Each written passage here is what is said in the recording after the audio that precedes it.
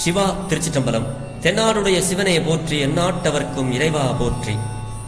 அருள்மிகு நால்வர் குற்றால் எம் உயர்த்துணையே. சிவபெருமானாரை பேசாத நாளெல்லாம் பிறவா நாளே என்ற அருள்வாக்கை அருளிச் செய்த அருள் திருநாவுக்கரசு பெருமானார் பொன்னார் திருவடிகளை தலைமேற்கொண்டு வணங்கி அப்பெருமானார் அருளிச் செய்த பெரும்பற்ற புலியூரானை பேசாத நாளெல்லாம் பிறவா நாளை என்ற அருள்வாக்கை எடுத்துக்கொண்டு சிறியேன் சிவபாலா தினம் ஒரு திருமுறை பாடல்களின் மூலம் சிவபெருமானாருடைய அருள் திறத்தையும் அப்பெருமானார் அருளாளர்களுக்கு அருள் பாலித்த விதத்தையும் தடுத்தாட்கொண்ட திறத்தையும் ஈர்த்தாட்கொண்ட திறத்தையும் பெருமானாராகிய நாமம் நமசிவாய சிவாய நம என்ற மந்திரத்தை நாவினால் நவின்றும் மனத்தால் நினைந்தும் சிந்தையில் தியானித்தும் இந்த நாளை ஒரு நல்ல நாளாக மாற்றும் முயற்சியில் சிறியன் சிவபாலா தொடர்ந்து செயல்பட்டுக் கொண்டு வருகிறேன். இதற்கெல்லாம் சிவபெருமானாருடைய திரு அருளினாலும் அருளாளர் பெருமக்களுடைய குரு அருளினாலும் அடியார் பெருமக்களாகிய உங்களின் அன்பும் ஆதரவும் ஊக்கமும் முன்னின்று அருள் செய்ய சிறியேன் இப்படி ஒரு பேறு பெற்றுள்ளேன் என்பதை உணர்ந்து இன்றைய பெரும்பற்ற புலியூரானை பேசாத நாளெல்லாம் பிறவா நாளே என்ற சிந்தனைக்குள் செல்வோம். திருச்சிற்றம்பலம். அடியார் மக்களே, சிவனருள் செல்வர்களே, சிவ அன்பர்களே, பெரும்பற்ற புலியூரானை பேசாத நாளெல்லாம் பிறவா நாளே என்ற சிந்தனையில் இன்னைக்கு நம்ம சிந்திக்க போறது என்னன்னா, அருள் திரு மாணிக்க வாசக பெருமான் அருளிச் செய்த திருவாசகம் 8ஆம் திருமுறை திருவாசகம், அதுல 27வது பதிகம் புணர்ச்சி 10 என்ற பதிகத்திலிருந்து ஒரு பாடலை இப்பொழுது நாம் சிந்திக்க போகிறோம். இந்த பாடல் இறைவன் தம்மை ஆட்கொண்டவற்றை எண்ணி எண்ணி விம்மிதமுற்ற மாணிக்க வாசக அடிகள் இறைவனை என்றும் பிரியாமல் சேர்ந்து போற்றியும் தழுவியும் விரும்பியும் மாலை புனைந்தும் மெய் உலகம் கொள்ள அணைந்தும் அத்வீத கலவி அடைவதும் என்றுகொள் என இந்த பதிகத்தை திருப்பெருந்துறையில் அருளிச் செய்திருக்கிறார். புணர்ச்சி என்றால் இறைவனுடன் ஒன்றி கலத்தல். அதனை உணர்த்தும் இந்த 10 பாடல்களை கொண்ட இந்த பகுதி புணர்ச்சி 10 என்று பெயர் பெற்றது. அப்படி புணர்ச்சி 10ல 9வது பாடலாக இப்பொழுது சிந்திக்க போகிறோம். எனக்கு தெரிந்த பொருளை எனக்கு தெரிந்த முறையில் சிறியேன் சிவபெருமான் திருவடியை வணங்கிக் கொண்டு இந்த பாடலை பாடி உங்களோடு பொருள் பகிர்கிறேன். திருச்சிற்றம்பலம். தாதாய் மூவேழு உலகுக்கும் தாயே நாயேன் தனை ஆட்கொண்ட பேதாய் பிறவி பிணிக்கோர் மருந்தே பெருந்தேன் பில்காயப்போதும்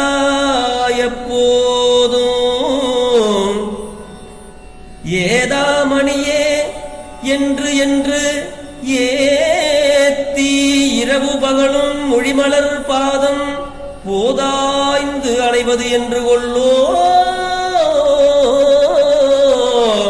என் பொல்லாமணியை புணர்ந்தே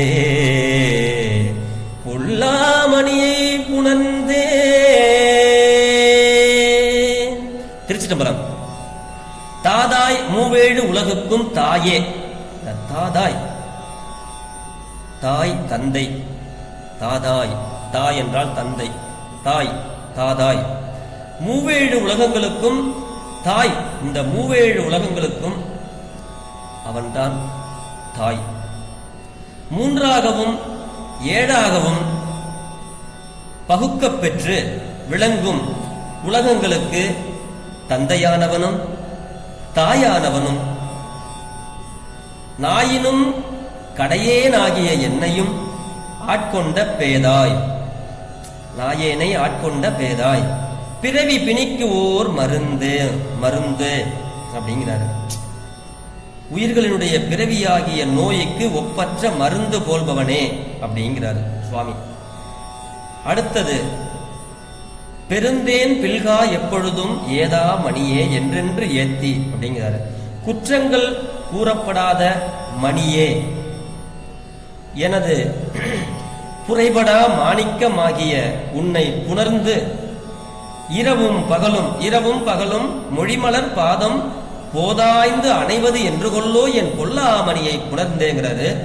அப்படி எனது புரைபடா மாணிக்கமாகிய உன்னை புணர்ந்தும் இரவும் பகலும் எந்த நேரமும் அழகு மிகுந்த நின் திருவடி தாமரை ஆய்ந்து மிக்க தேன் பெருக அணைவது என்றோ என்றவாறு இந்த பாடல் பொருள் பெற்றது. இறைவா, நின் திருவடி மலரை ஆய்ந்து இன்பமாகிய தேன் பெருக அணைவது என்றோ என்று இறங்குகிறார் மாணிக்க வாசகர். உலகம் சொர்க்கம், மத்தியமம், பாதாளம் இது என மூவகைகளாகவும், அதுக்கப்புறம் பூலோகம், புவர்லோகம், சொர்க்கலோகம், தபோலோகம், மகாலோகம், சனலோகம், சத்தியலோகம் என 7ஆகவும் பிரிக்கப் பெறுதலின் மூவேழு உலகுக்கும் தாயே தந்தையே என்றார். அதான் தாதாய் மூவேழு உலகுக்கும் அப்படிங்கிறாரு. தாய் தந்தை என்பதே உலகியல் மரபாயினும் முதற்கண் தாதா என்றது சிவமாகிய தாதையில் நின்றே. தோற்ற காலத்தில் சக்தியாகிய தாய் பிரிதலானும் ஆதி கண் சிவம் ஒன்றே சக்தியை தன்னடக்கி நின்றலானும் எண்ணுக. சிலர் மூவேழு உலகை பிரித்து உலகிற்கும் தாயே 7 உலகிற்கும் தாயே என கொண்டு கீழேழு மேலேழு இருக்கும் இந்த 14 உலகங்களுக்கும் சொர்க்க மத்திய பாதாள அவற்றை இறைவன் படைத்தலால் தாதை என்று பொருள் சொல்றாங்க. மேலேழு உலகங்கள் பரிபாகமுற்று உயிர்களை பெற்று அவன் அருளுக்கு இலக்காதலின் அவற்றை தாய்போல் உயர்த்துதலின் தாயே என்றார்.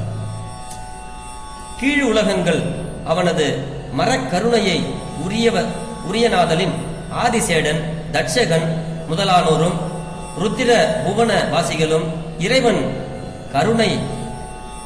இறைவனுடைய கருணைக்கு இலக்கான செய்தியை சிவபுராணங்கள் தெரிவித்தலின் இந்த பாகுபாடு தேவையற்றது என்க. ஆகலின் 7 உலகம் என்பதற்கு 7 பக்குவ பெற்று உலகு என பொருள் கொண்டோம். பேதாய் என்றது அன்பு மீதூர்ச்சியால் விளைந்த ஏச்சு உரை. பேதாய்னா பேதமைன்னா அறியாமை. அப்ப பேதாய்னா ஒண்ணுக்குமே பற்றாத ஒரு நாய் கடைப்பட்ட என்னை ஆட்கொண்ட பைத்தியமே, பித்தா, அறிவில்லாதவனே அப்படிங்கிற ஒரு ஏசு உரை, திட்டுறது. ஆனா சுவாமி திட்டல, அத சொல்ற. பித்தா பிரசூடிங்கிறாரியா, என் உள்ளம் கல்லம், என் உள்ளம் கவர் கல்வன்கிறார் இல்லையா, அந்த மாதிரி ஏச்சு உரை.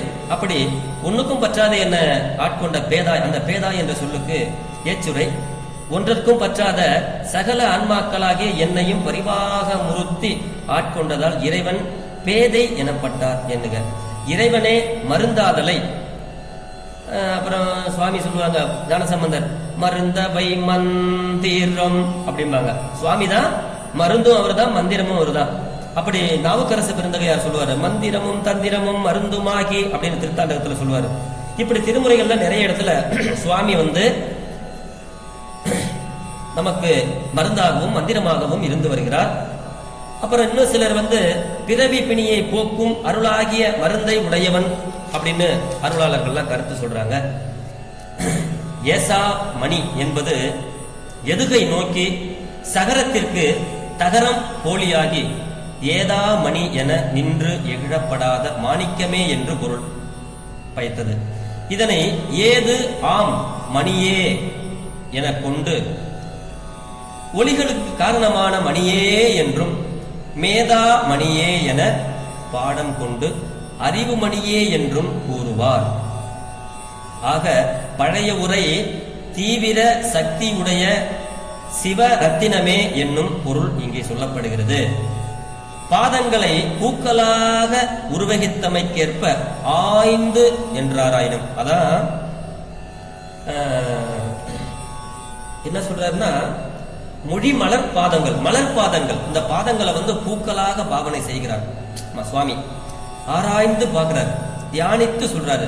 ஆய்தற்கு இடைவிடாத தியானித்து என பொருள் கொள்க. ஆய்தல் அப்படின்னா தியானம் செய்யறதுன்னு பொருள் கொள்க. அப்படி திருவடி போது ஆய்தற்கேற்ற குறை நிறைகளை உடையது. ஆன்மாவின் திருவடி போதாக அலரும் பருவத்து அரும்பாக இந்த தன்மையின் அணைய கைப்பட்டவுடன் சுரந்து நின்று தேனை பெருக்குவதாயிற்று எண்ணுக.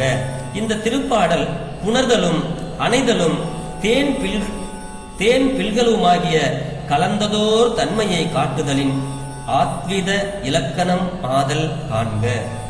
சுவாமி மூவேழு உலகிற்கும் தாய் தந்தையாகவும் இருக்கிறார். ஒன்றுக்கும் பற்றாத என்னை பேதையாக ஆட்கொண்டாரு. இனிமே இருக்கக்கூடிய பிறவி பிணிக்கு ஓர் மருந்து, அடுத்த பிறப்பி இருக்கா இல்லையாங்கிறத அவர் தான் நிர்ணயம் பண்ணுகின்ற மருந்தாகவும் இருக்கிறார்.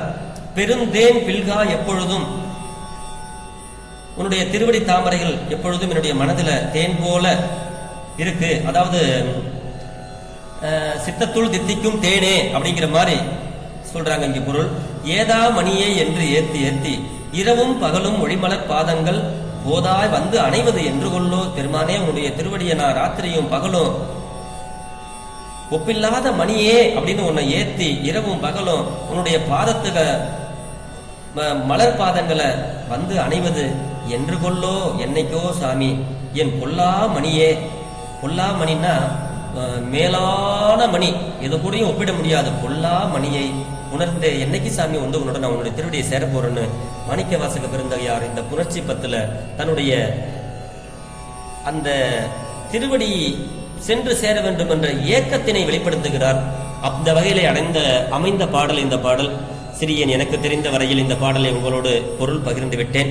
நாளை மீண்டும் இது போன்ற ஒரு திருமுறை பாடல்களில் சந்திப்போம், சிந்திப்போம் என்று சொல்லிய பாட்டின் பிழை பொறுத்து அருள வேண்டும். பிழை பொறுக்கும் பெருமானின் அடியார்களாகிய நீங்கள் சிவபெருமானாரே பேசாத நாளெல்லாம் பிறவா நாளே. சிவா திருச்சிற்றம்பலம். சிவா திருச்சிற்றம்பலம்.